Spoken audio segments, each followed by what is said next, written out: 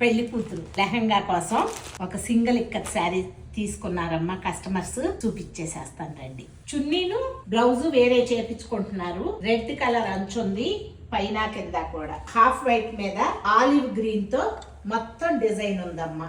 2-3 colours లో ఉందేమో shading. అందంగా కనిపిస్తుంది. మొత్తం అంతా కూడా లెహంగా కోసమే ఫుల్ లెహంగా కుట్టించుకుంటానికి అని చెప్పి ఆర్డర్ పెట్టుకున్నారు. ఇది బ్లౌజ్. పళ్ళు పాటు వచ్చేసి ఇలా ఉంటుంది.